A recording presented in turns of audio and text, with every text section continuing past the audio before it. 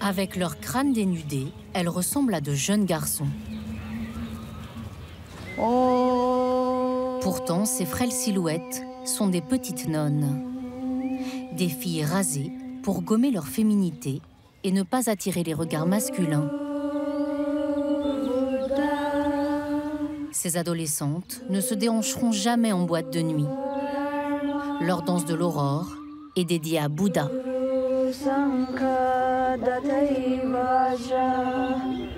1, 2, 3 et 4.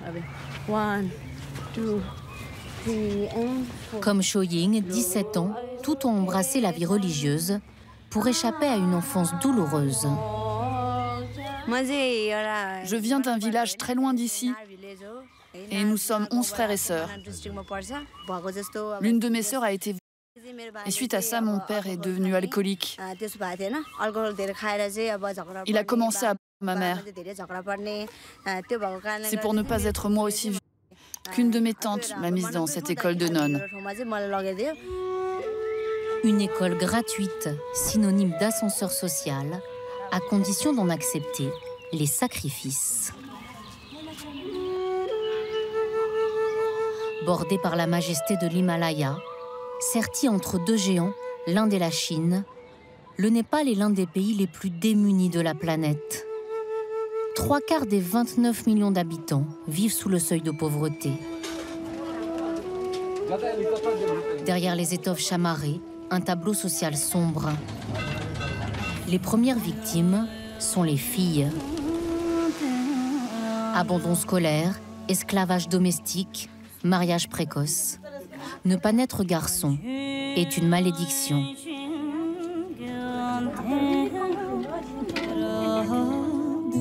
Cette injustice, cette femme la combat grâce à sa voix.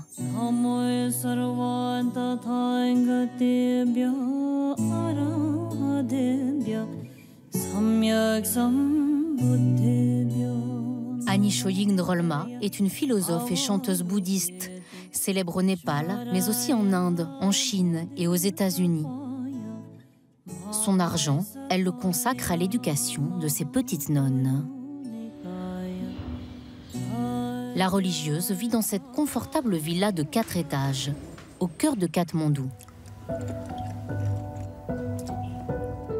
C'est une femme riche, issue d'une famille d'exilés, des bergers et sculpteurs sur bois qui ont fui le Tibet pour se réfugier au Népal.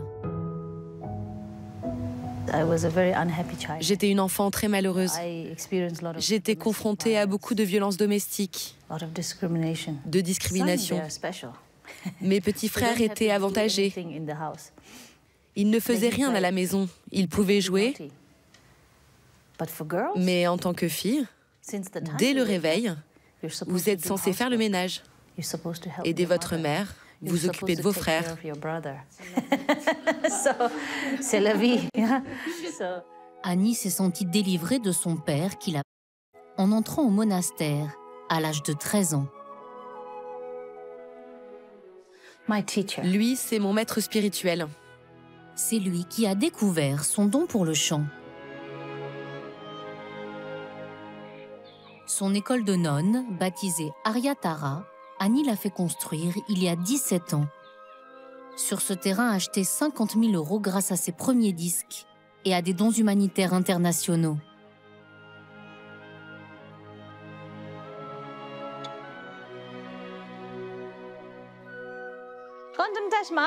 Les filles, venez m'aider à porter les affaires.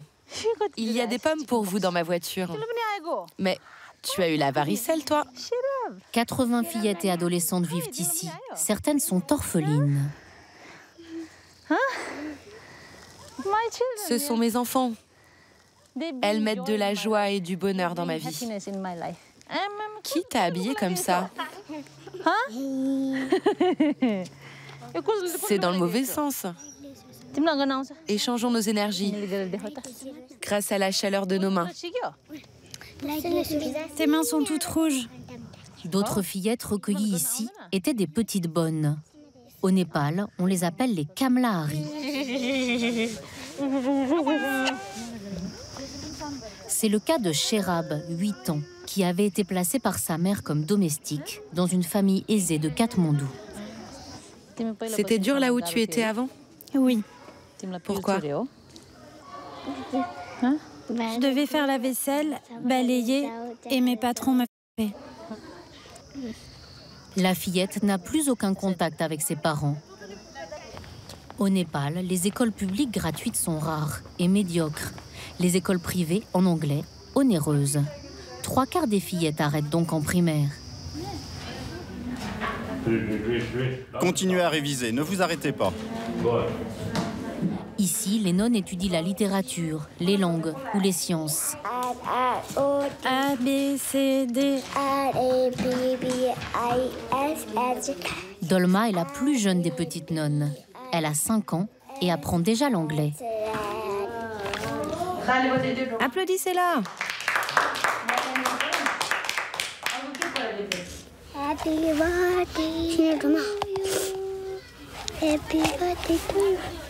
Je te donne du jus d'orange et des gâteaux. Des nonnes, mais avant tout des petites filles qui jouent à la poupée. L'école accepte les fillettes à partir de 5 ans. Donne-lui des bonbons et des gâteaux. C'est la pauvreté qui a obligé la maman de Dolma à la laisser. Pour elle, ce fut un arrachement.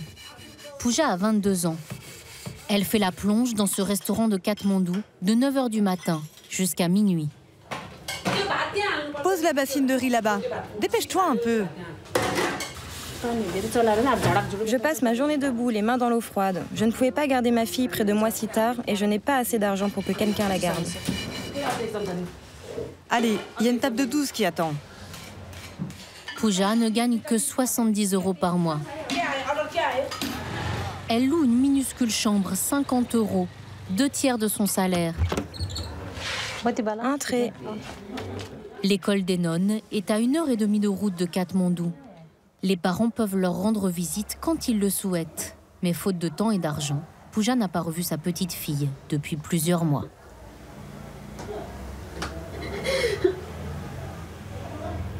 Je vais essayer d'aller la voir toutes les 2 semaines, dès que j'aurai plus de sous. La jeune femme n'a plus de famille.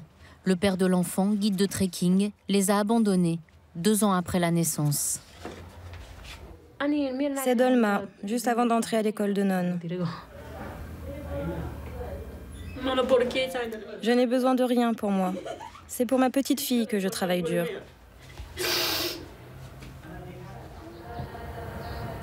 À l'école des nonnes, sa petite Dolma pourra étudier jusqu'au bac. À condition de s'adapter à la dure vie monastique. Réveil à 4h45. Tu aurais envie de dormir encore? Oui. Allez, on se réveille. On se réveille. Lève-toi. À 5h du matin, c'est la prière. 2 heures de messe quotidienne, pendant lesquelles les nonnes font des offrandes à Bouddha et au Dalai Lama, la plus haute autorité spirituelle du bouddhisme tibétain, ici avec la chanteuse Annie.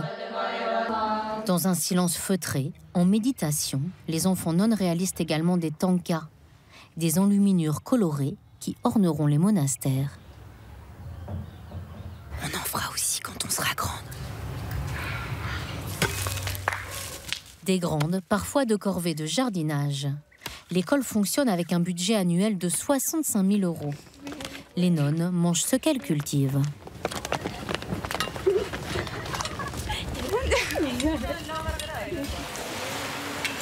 Fricassés de champignons sauvages ou bouillon de lentilles au curry, uniquement des plats végétariens.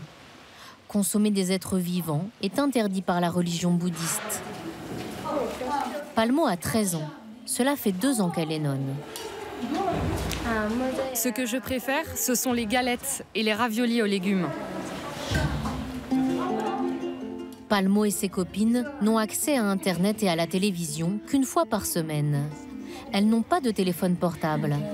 Mais dans leur dortoir, des photos de Neymar, comme beaucoup d'adolescentes. Là, c'est Justin Bieber. Lui, c'est un garçon du village. Et puis, Zayn Malik, le chanteur de One Direction. Mais il ne fait plus partie du groupe maintenant. J'ai collé leurs photos car je les aime beaucoup. Mais toi, tu ne pourras jamais avoir de petits copains. Non, Tu en aurais envie? on n'a pas le droit. On doit faire vœu de chasteté. On a donné notre cœur à Bouddha. Ça fonctionne comme ça. Et toi, Palmo, tu voudrais un petit copain? Non. Depuis que je suis nonne, les garçons ne m'intéressent plus. Vous êtes sûr? Si elles changent d'avis, ces jeunes religieuses pourront rompre leurs vœux à 18 ans. En attendant, l'école est parfois le seul moyen d'échapper à un sort terrible. Quand j'étais au village, mon père est décédé. Ma mère est partie avec un autre homme et plus personne ne voulait s'occuper de moi. Alors mon oncle m'a vendue à une maison close en Inde. Après, j'ai été secourue par un monastère voisin. Je ne sais pas combien mon oncle a touché d'argent en me vendant. Le week-end, c'est séance shopping. Enfin, à la sauce locale. Dans un pays où les femmes se parent de bijoux fantaisie et de saris chatoyants, où ornent leurs yeux de colle façon Bollywood, l'allure des nonnes détonne lorsqu'elles arrivent en ville. Grandes ont 5 € d'argent de poche par semaine. On n'a pas le droit d'acheter du maquillage. Et on n'aime pas ça. Les hindous, l'autre grande communauté religieuse du Népal, sont sceptiques. T'as pas été triste de couper tes longs cheveux? Non. Non? Mais les autres filles se maquillent, elles se font belles. Tu n'aurais pas envie de te faire belle, de porter des bijoux, des talons? Non. Vraiment? Tu préfères avant ou après être devenue nonne? Maintenant. Moi, je ne suis pas pour, car elles ne pourront pas se marier ni avoir d'enfants. Et elles doivent quitter leur maison et leur famille. Sa famille, Palmo part justement la voir le lendemain. Elle n'a pas entrepris ce long périple depuis presque 2 ans.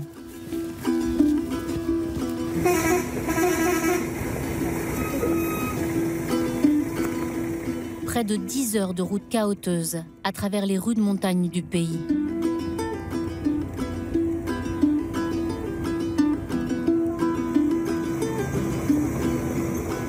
Palmo voyage avec sa sœur Tsomo, 15 ans, nonne elle aussi, et la principale de l'école. Nous arrivons dans ce hameau moyenâgeux, agrippé à flanc de montagne. Ici, il n'y a pas d'école.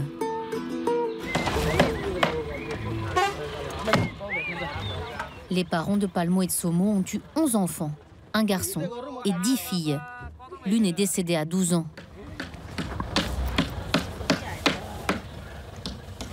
C'est mon papa. Papa!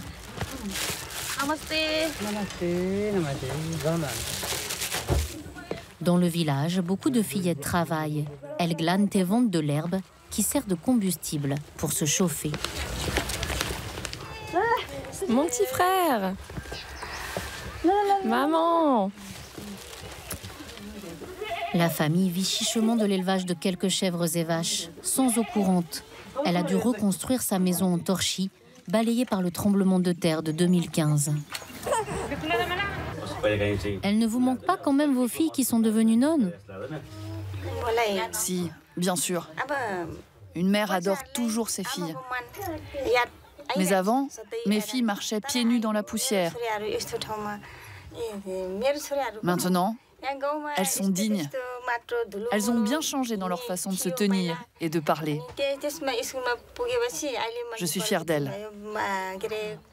Envoyer une fille au monastère, c'est s'épargner le paiement d'une dot coûteuse. Un proverbe népalais dit aussi qu'avoir une fille, c'est arroser le jardin du voisin. On avait besoin d'un garçon pour qu'il reste avec nous et s'occupe de nous plus tard. Les filles partent avec la famille de leur mari, alors que le fils reste avec ses parents. J'étais tellement heureux quand il est né après 10 filles. J'ai fait une de ces fêtes, je m'en souviens encore. J'ai payé à tout le village un grand repas arrosé de vin de maïs. C'était quelque chose. Allez, on mange. Une autre sœur est partie travailler à Dubaï, dans un bar à hôtesse, où son passeport aurait été confisqué. 200 000 Népalaises seraient exploitées dans les pays du Golfe. Un plat avalé vite fait. Une petite photo. La vie de Palmo et de Somo est désormais ailleurs.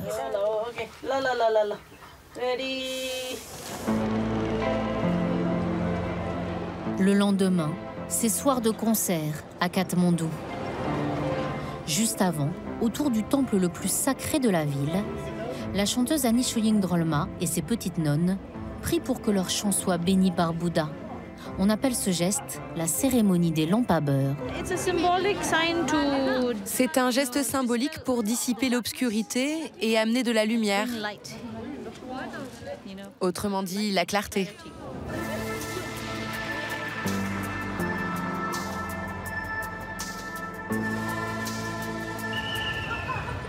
Le spectacle a lieu au Palais des Congrès de Katmandou.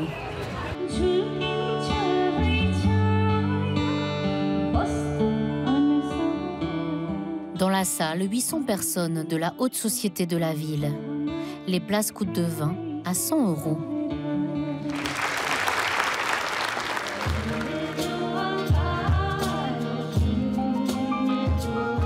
Anisho Ying est accompagnée par des musiciens de Bollywood renommés. Le concert rapportera plusieurs milliers d'euros, de quoi financer l'arrivée de nouvelles petites nonnes.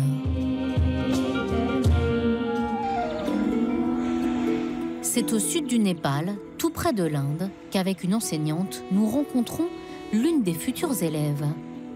3 places viennent d'être libérées à l'école par des nonnes tout juste diplômées. Comment tu t'appelles? Supriya. Les parents de Supriya sont séparés et ne s'occupent pas d'elle.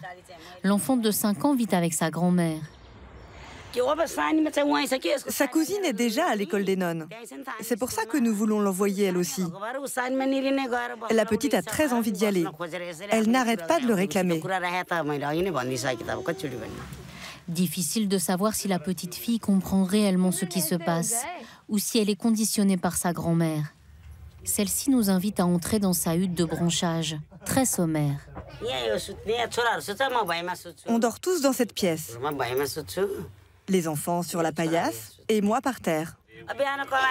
On n'a pas d'argent. Je dépense le soir ce que je grappille dans la journée et le matin suivant ce que j'ai trouvé la veille. Pour nous, c'est déjà trop tard. Mais je veux que Supriya ait un avenir. Un avenir de religieuse. C'est le petit frère que la grand-mère choisit de garder près d'elle.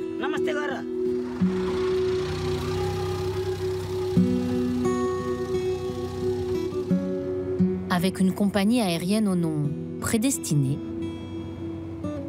Supriya s'envole vers Katmandou pour la première fois, au-dessus des mythiques sommets à 8000 mètres, coiffés de neiges éternelles, et du toit du monde, l'Everest. Les Népalais l'appellent Sagarmatha, la montagne dont la tête touche le ciel.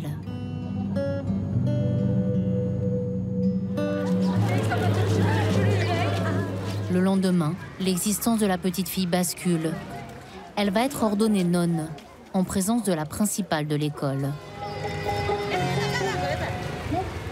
Elle a mis sa jolie petite robe.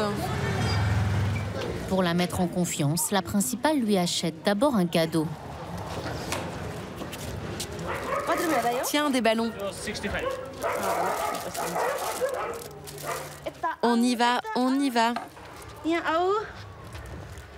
Allez, on enlève tes vêtements. Il faut lui enlever ses boucles d'oreilles.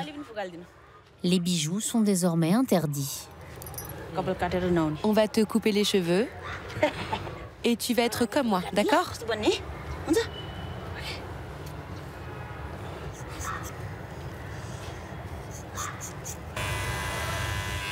La principale laisse sur la tête une petite mèche qui ne sera coupée que lors de ses vœux. Voilà. Je sais que les nonnes doivent se raser la tête, mais ça me fait quand même un peu de peine. Tu es quoi maintenant? Nonne. Une nonne?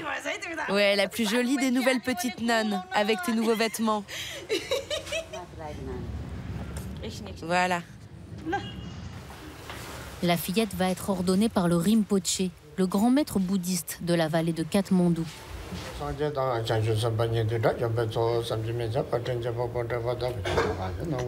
Supriya, toujours docile, va prononcer ses vœux en tibétain, une langue qu'elle ne connaît pas.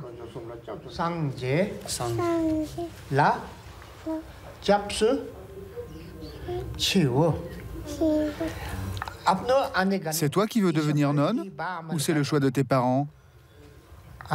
Dis-moi, c'est eux ou c'est toi? C'est moi.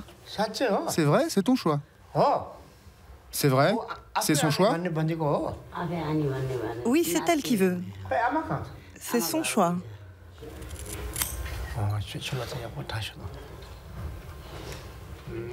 Désormais, ton nouveau nom sera Shirap Wangma. Voilà, tu es nonne. La fillette rejoindra ses nouvelles copines le lendemain.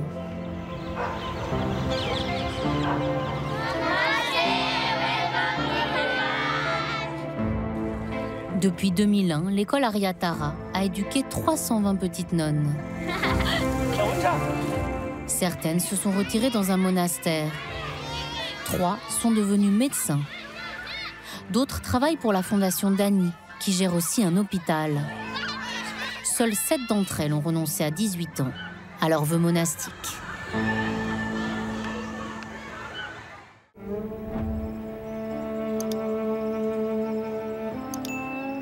Cela ressemble à un paysage d'estampes chinoises.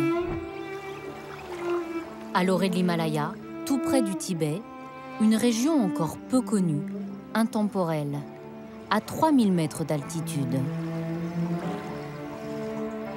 Sur les rives du Lougou, l'un des plus grands lacs d'Asie, vit un peuple d'anciens nomades, les Mosuo, une minorité ethnique unique au monde. Les Mosuo sont une des dernières sociétés matriarcales de la planète. Ici, le pouvoir n'appartient pas aux hommes. En Chine, on surnomme d'ailleurs cet endroit le royaume des femmes.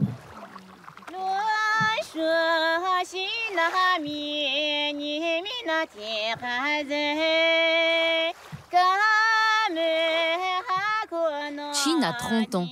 Cette jeune femme Mosuo se promène en barque sur le lac Lougou avec Apo, son copain du moment. Apo n'est pas l'époux de Chin, car les Mosuo ne se marient pas. Alors que dans le reste du pays, le concubinage est mal vu, ici l'amour libre et la liberté sexuelle sont la norme. Ce sont les femmes qui choisissent les hommes qui partagent leur nuit. Elles répudient leurs amants à leur gré. Chez les Mosuo, on ne s'épouse pas. On pratique ce qu'on appelle le mariage ambulant. Les femmes n'ont pas de lien avec leur amoureux, même pas financier. Ici, on dit que l'amour, c'est comme les saisons. Ça vient, puis ça passe. Ça peut choquer, mais c'est notre tradition. Les femmes ont toujours le dernier mot.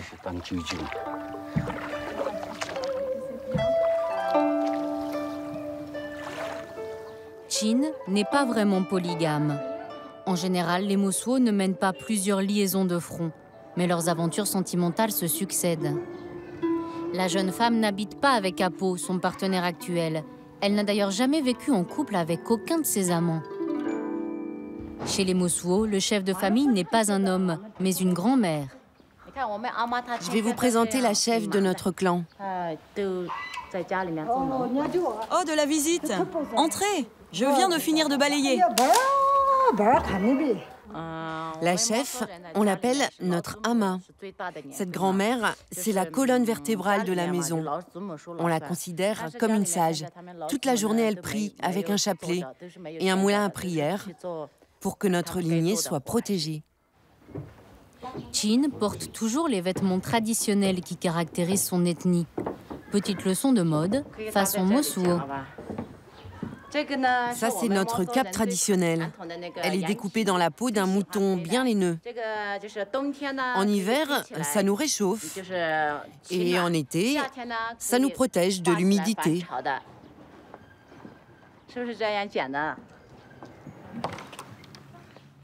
Entrez, entrez. Et voici la pièce la plus importante de sa maison. On l'appelle la chambre de la grand-mère. C'est ici que brûle le foyer et que dort Lama. Le fils de Chin a 12 ans. Elle l'a conçu avec Kapo, le rameur de la barque. Mais le petit garçon n'a jamais été élevé par son géniteur. La notion de père biologique n'existe pas plus que celle de mari. Les hommes n'ont pas d'autorité parentale. Les femmes transmettent le nom de famille. Ici, on dit que la mère possède la graine. L'homme n'est que l'arrosoir. Les Mossou ont la télévision. Ils savent donc que leur façon de vivre est atypique. Le mariage classique, je sais ce que c'est, mais je trouve ça curieux. La fidélité, je n'y crois pas. Moi, je préfère le mariage ambulant. On s'aime sans contrainte et surtout sans conflit. Ni sur les comptes, ni sur la tenue de la maison, ni sur l'éducation des enfants. Le royaume des femmes, mais peut-être aussi le paradis des hommes. Car ici, les femmes détiennent le pouvoir domestique, mais elles accomplissent aussi les tâches les plus rudes. Tandis que cette vieille dame effectue des travaux de maçonnerie, son compagnon attend tranquillement, en fumant à côté de la brouette. Chez nous, ce sont toujours les femmes qui travaillent. Nous, les hommes, pendant la journée, on fait du bateau, on mange, on s'amuse aussi, et on se repose. Le vieil homme nous emmène vers sa maison. La chef, c'est ma mère. La voici, elle a 84 ans. Moi, je suis son fils aîné. Lama trône au milieu de la cour. Et votre père, c'est qui? Je n'ai jamais su. Il faut demander à ma mère. Et elle le sait? Oui, sans doute. Mais elle ne l'a jamais dit à personne. Ah, maman, t'as jamais dit qui était mon père? Des traditions aux origines mystérieuses, mais très anciennes. Le pays Mosuo est longtemps resté isolé, coupé du monde.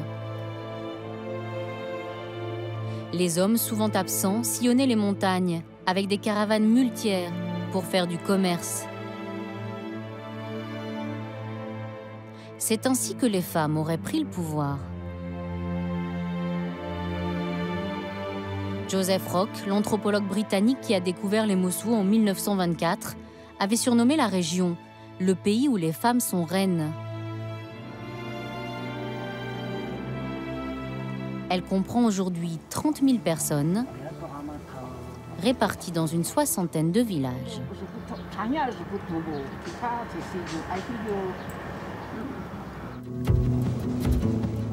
Et c'est dans les bourgs les plus reculés que les traditions restent les plus vivaces. Nous prenons la direction de Lijazwe, un bourg inaccessible en hiver lorsqu'il neige, car pour y aller, il n'y a pas de route. Vous êtes bloqué? Ça va?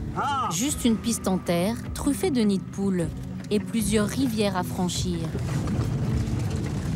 7 heures de voyage harassant.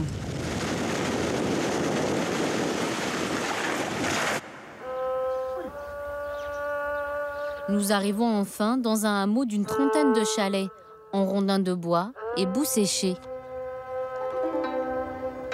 Chacune de ces fermes appartient à un clan féminin. Partout, des champs de cannabis. Mais les Mossou ne le fument pas. Ils travaillent le chanvre pour confectionner leurs vêtements. Là, je tisse une écharpe.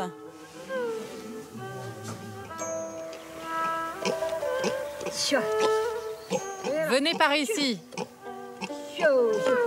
Ici, rien n'a changé depuis le Moyen-Âge. Les femmes s'occupent des champs et des bêtes, pendant que leurs compagnons rêvassent.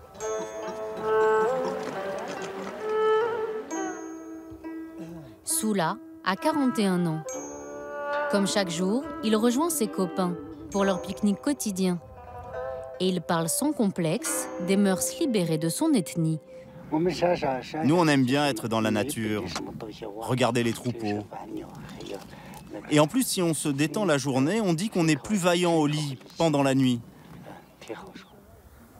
Pour nous, c'est difficile à comprendre. Mais Soula n'a pas l'air frustrée de ne pas participer à l'éducation de ses enfants. Les hommes Mosuo ne se sentent pas rabaissés. On nous demande souvent pourquoi on ne se rebelle pas. Mais nous, on trouve notre système très bien. L'avantage, c'est qu'on n'a pas de responsabilité, on n'a pas besoin de s'occuper des enfants. En plus, les femmes de la maison nous soignent vraiment bien. Soula vit dans l'une des plus anciennes maisons-clans de l'Ijiazoué. Comme lui, les Mosuo habitent toute leur vie avec leur mère. Les murs sont couverts de croix gammées peintes. Ces svastikas sont pour les Mosuo des symboles religieux millénaires. Il y a aussi des colliers de mâchoires de cochon et des crânes de bélier. C'est spécial, mais ici on dit que ça porte bonheur. Voilà, ici c'est la chambre de mon frère. Là c'est ma chambre. Là c'est la chambre de mon oncle. Celle-là, c'est celle de mon petit frère. Et là, c'est celle de ma grande sœur. Voici la photo de cette grande famille au complet. Soula ne connaît pas son père. Il n'a jamais vécu non plus sous le même toit que ses enfants. Il pense qu'il en a 3 au total, mais il n'en est pas sûr. Voici les hommes qui comptent pour moi. À droite, mon neveu. Mon oncle. Là, c'est mon grand-oncle. Et là, mon frère. Sous Mao Tse-tung, pendant la révolution culturelle, les dignitaires du Parti communiste chinois ont essayé d'imposer aux Mosuo le mariage et la monogamie. En vain. Chez les Mosuo, seules les filles héritent des biens. Les hommes ne possèdent rien, ni argent, ni maison, ni bêtes. Dans la maison de Soula, 4 sœurs se partagent la direction de la famille, surnommée la mère serpent, la mère buffle, la mère puma et la mère tigresse. Moi, je m'occupe de faire le thé. Je choisis les offrandes qu'on offre aux dieux et je fais paître les chevaux. Et j'ai eu 6 enfants, tous de pères différents. Moi, je m'occupe de l'étable et je n'ai jamais eu d'enfant. Moi, je m'occupe d'entretenir le feu et de gérer les économies. J'ai 2 enfants. Et moi, je décide de la répartition des récoltes. Je fais la cuisine et j'ai aussi eu 2 enfants. Les femmes âgées restent coquettes, mais abandonnent dès 50 ans les couleurs vives pour des costumes gris, noirs et marines.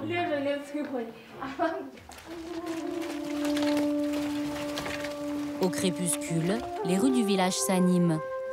Les hommes et les femmes s'épient, discrètement, pour voir qui va dormir avec qui. Les couples Mosuo peuvent durer toute la vie ou juste quelques nuits. Plus l'homme vient de loin, plus le prestige de la femme est grand. Soula a beau avoir 41 ans, il dîne tous les soirs avec sa mère, dans la chambre de Lama, à la lueur des flammes, car le village n'a pas l'électricité. Aujourd'hui, on a rentré de nouvelles récoltes de sorgho, tu sais. J'aime partager ces moments avec ma mère. C'est paisible. Ça m'est égal de ne pas manger avec une épouse ou avec mes enfants. Ça ne veut pas dire que je n'y pense jamais.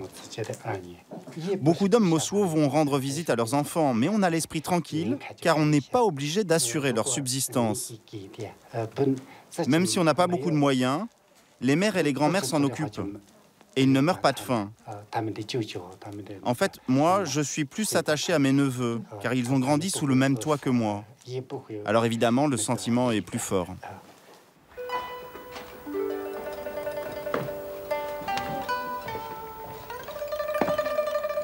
À la nuit tombée, Soula nous permet de suivre son étrange rituel. Équipé de sa lampe de poche, il quitte le domicile maternel pour rejoindre l'alcôve de sa belle. Chez les Mosuo, on dit qu'on va rejoindre la femme dans sa chambre fleurie. C'est ça le mariage furtif ou le mariage ambulant. On n'est que de passage dans la chambre. Donc l'infidélité chez nous, ça n'existe pas. Et on peut dire aussi que la jalousie, ça n'existe pas non plus.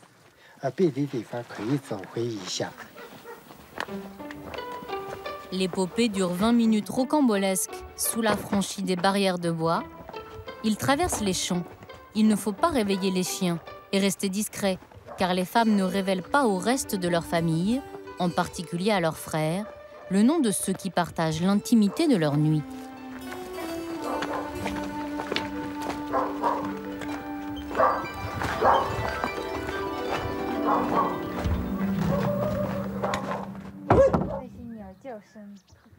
À l'aube, le ballet s'inverse. Les femmes renvoient les hommes encore ensommeillés qui rentrent dans la maison clan de leur mère. Du fait de leurs mœurs atypiques, les Mosuo ne sont pas soumis au contrôle des naissances, ni à la loi sur l'enfant unique, comme les autres Chinois. Et ici, contrairement au reste du pays, on préfère les bébés-filles. Sarami est la femme que Sula a rejointe à l'issue de son expédition nocturne. Elle est pudique et un peu intimidée par nos questions. Il est gentil, Sula. J'aime bien le mariage furtif avec lui.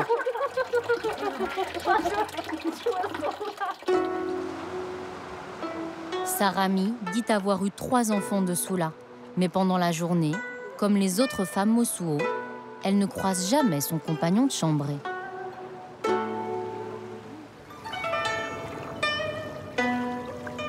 Dans une Chine où tout s'accélère, dans ce pays qui change et se modernise très vite, même les jeunes générations restent fières et respectueuses des traditions.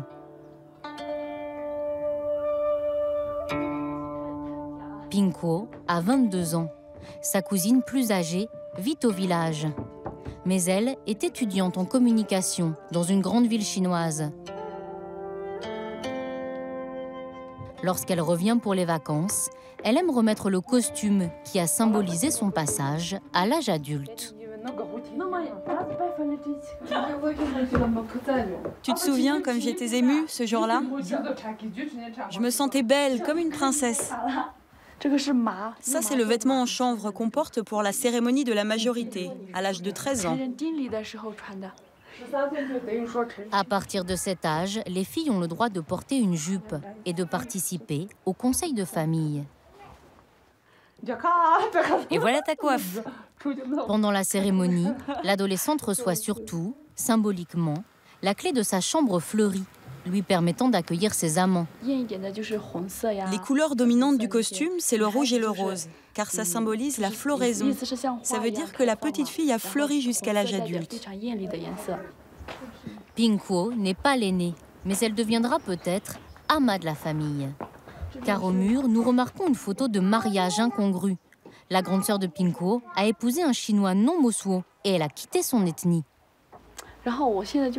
Ma génération est tiraillée entre 2 sensations contradictoires. Ici, on est heureux, on partage les repas tous ensemble, c'est une vie simple et sereine. Mais elle peut paraître démodée.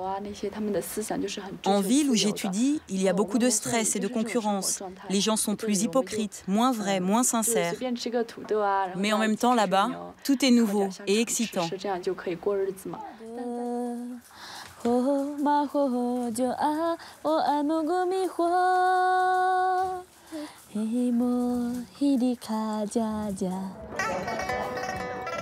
ciment de la communauté, ce sont les grandes fêtes traditionnelles. Ce jour-là, les Mosuo sont particulièrement nombreux au bord du lac. Binma est le cousin de Pinko. C'est la fête des bateaux dragons, mais c'est surtout l'occasion de nous montrer devant les filles. Pour inaugurer la cérémonie, les chamans brûlent des aiguilles de pin et récitent des mantras. Le dialecte Mosuo est matérialisé par des symboles. Comme Pinko, ce jour-là, toutes les filles arborent leur costume de la cérémonie des 13 ans. La religion des Mosuo est un mélange de chamanisme et de bouddhisme tibétain. Pour les plus jeunes, la ronde Mosuo est l'instant propice pour draguer.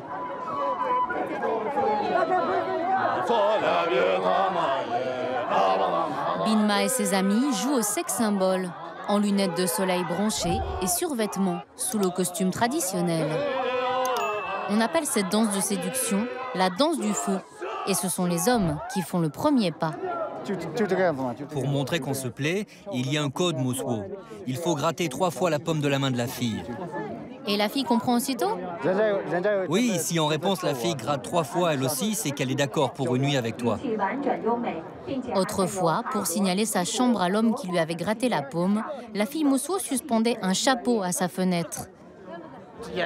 Maintenant, on a des téléphones portables. Donc avant de faire le mariage ambulant, on s'appelle. On s'envoie un SMS. Pour savoir l'adresse. En attendant, pour briller aux yeux des filles, les garçons s'affrontent par équipe de 10 dans des courses de bateaux, à bord de leur barque en forme d'auge à cochon. Binma est motivé. On y va, les gars! Allez, les gars! Les gagnants seront proclamés hommes tigres de l'année.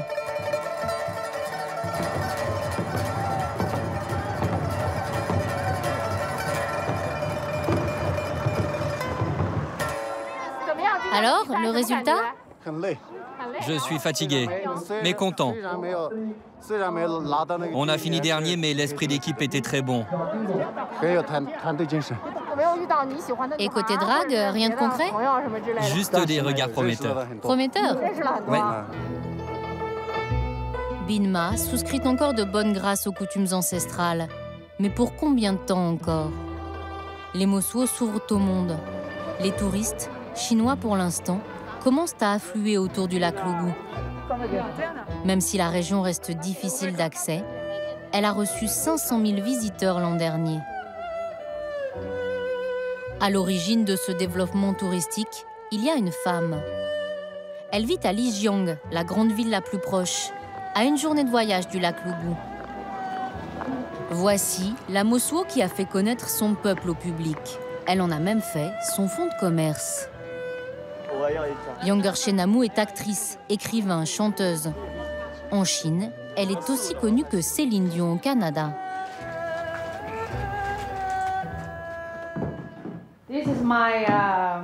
Bienvenue dans le monde de Namu. La star joue sur le côté sulfureux des femmes Mosuo, avec partout des portraits d'elle dans des poses suggestives. Regardez cette robe avec ma photo. Je l'ai faite faire pour mon anniversaire. Ma cousine m'a dit, il y a trop de contraste entre cette photo de toi plus jeune et le visage que tu as maintenant, tu ne devrais pas la porter. C'est un peu impoli de sa part, hein? Sa carrière, Namu la doit à des ethnologues venus enregistrer les chants Mosuo au lac Lugu en 1983. Ils ont craqué sur la voix de la jeune fille, à l'époque gardienne de yak dans la montagne. On dirait que cette photo a 200 ans. Aujourd'hui, même en ville, Namu vit toujours comme une matriarche Mosuo. Elle se fait servir par les hommes. Je suis obligée de crier. Du café pour qu'il me l'amène. Les hommes Mosuo sont beaucoup plus lents que les femmes. Nous, on percute. Eux, il faut les secouer, leur hurler dessus. Namu avoue avoir eu beaucoup d'hommes de passage dans sa chambre fleurie. Elle y avait même invité le président de la République Nicolas Sarkozy, alors qu'il était en voyage officiel en Chine. Ce que je veux surtout dire au président de la France, c'est choisis-moi. Je serai la femme parfaite pour toi. Et je vais t'aimer à ma façon, mon amour. Ah oui, je voulais tellement Sarkozy dans mon lit. Le président a décliné l'invitation, mais grâce à cette anecdote, la notoriété de Namu a dépassé les frontières. Je vais vous montrer la fois où j'ai participé à l'émission de Thierry Ardisson. Terry. Young RT Namu.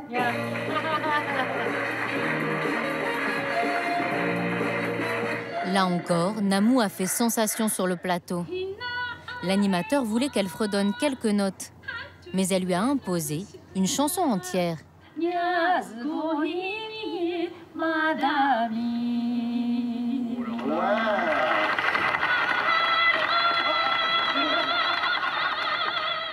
Certains reprochent à Namou d'avoir placé son peuple sous le feu des projecteurs, au risque de faire disparaître ses traditions, là où Mao et son petit livre rouge avaient échoué.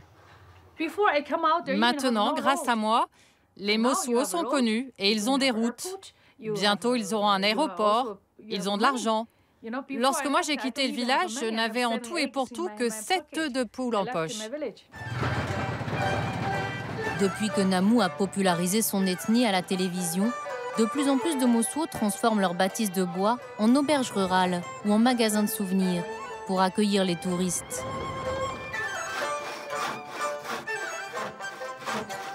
Binma, le jeune Mosuo qui draguait lors de la course des bateaux dragons, est justement en train de fabriquer des meubles pour les installer dans l'hôtel qu'il vient tout juste d'ouvrir avec son frère aîné. Les hommes Mosuo se mettent donc à travailler et ça ici c'est une révolution. C'est fou ce que le village change. Sans même remonter à notre enfance, ne serait-ce qu'il y a 3 ou 4 ans, il n'y avait aucune route goudronnée ici. Désormais, c'est dans la pièce sacrée de la grand-mère, autour du feu, que les 2 frères servent les repas à leurs hôtes.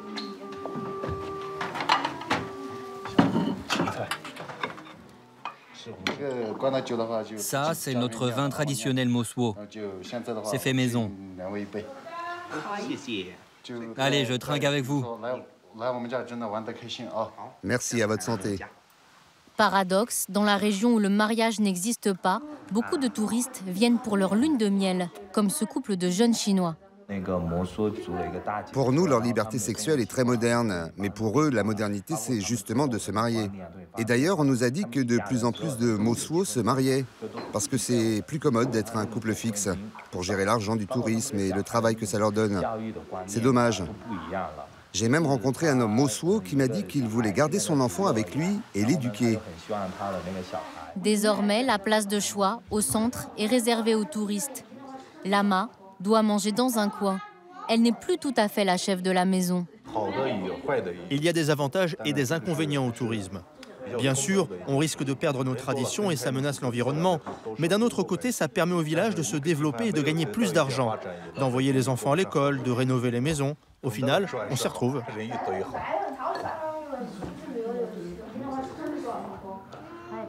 Et désormais, le soir, c'est aussi pour les touristes que leur cousine Pinko se fait belle. Chaque maison clan envoie un membre de sa famille pour une démonstration de la danse du feu. Prix de l'entrée, 3 €. Au début, le mariage ambulant, je trouvais ça bizarre. Mais finalement, je me dis que c'est pas mal. L'amour est moins contraint et plus sincère. C'est très bien, en fait. Moi, je suis venu ici avec ma fiancée pour lui demander sa main. Pourquoi ici?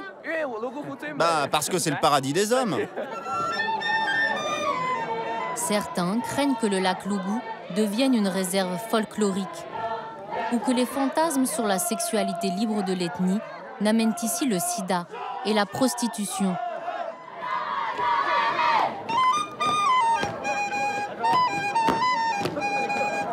En dehors des Mosuo et de quelques tribus en Papouasie, Mexique ou Indonésie, les sociétés matriarcales ont presque toutes disparu de la surface du globe.